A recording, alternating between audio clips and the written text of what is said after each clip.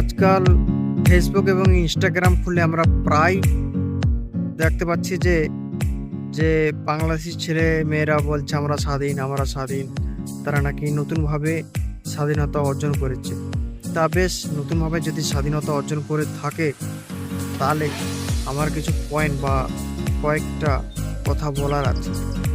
যদি ভাই তোমরা যদি সত্যি দেশ স্বাধীন করে থাকো তাহলে ওই দেশটার নাম তো বাংলাদেশ থাকার কথা না, নতুন কিছুটা দেশ থাকার কথা। তাহলে ওই দেশটার নাম কি তোমরা রেখেছো? দ্বিতীয় নম্বর, আমার সোনার বাংলা আমি তোমায় ভালোবাসি। জাতীয় সঙ্গীত কি তোমরা চেঞ্জ করতে পেরেছো? তৃতীয় নম্বর, যে একটা দেশ স্বাধীন করতে গেলে একটা জাতীয় পিতার নাম থাকে, বা জাতীয় পিতা কে হয়, বা জাতীয় ফলের নাম কি, জাতীয় ফুলের নাম কি, জাতীয় পশু, জাতীয় খাবার ইত্যাদি। এগুলো কি তোমরা চেঞ্জ করতে পেরেছো? এগুলো তোমরা চেঞ্জ করতে পারো। এগুলোর কোনো নতুনভাবে নামকরণ তোমরা এখনো করতে পারো। তাহলে ভাই কেন ফেসবুক এবং ইনস্টাগ্রামে চিল্লে বেড়েছ যে আমরা নতুনভাবে দেশকে স্বাধীন দিই?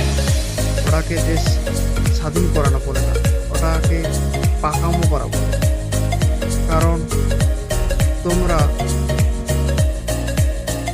এমনভাবে বাংলাদেশের সংখ্যালঘু হিন্দু ভাইদের উপর এমন অত্যাচার করে বেরোচ্ছ দিনের পর দিন, যা তারা ভারতে সীমান্তে এসে তারা বলতে যাচ্ছে যে গুলি খেয়ে মরবে কিন্তু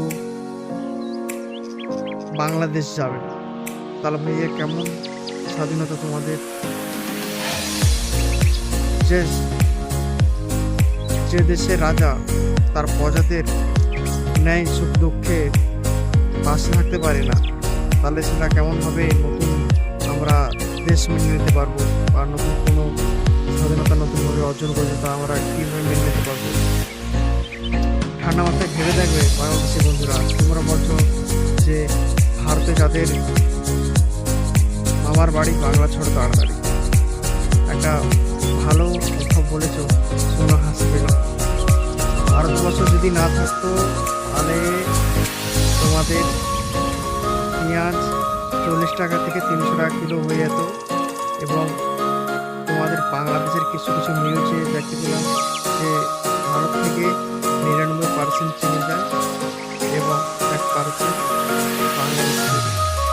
তাহলে ভাই কেন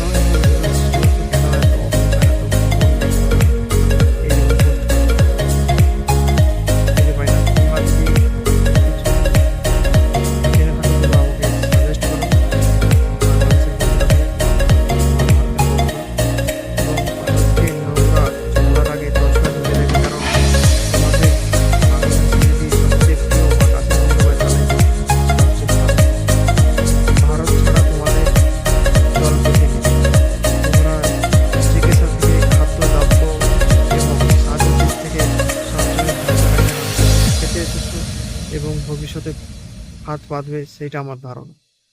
তাই আমি তোমাদের দেশকে ছোট করতে চাই না, কিন্তু ভাই তোমরা এমন কিছু বলছো যা আমায় ভারতবাসী হিসাবে নাম বললে নিজেকে কেমন একটা ফিল অনুভব হয়। তাই বাংলাদেশের সমস্ত বন্ধুদের কাছে বলছি, তোমরা কিছু বলার আগে বা কিছু পোস্ট করার আগে একটু ভাবনা চিন্তা করে পোস্টগুলো করবে।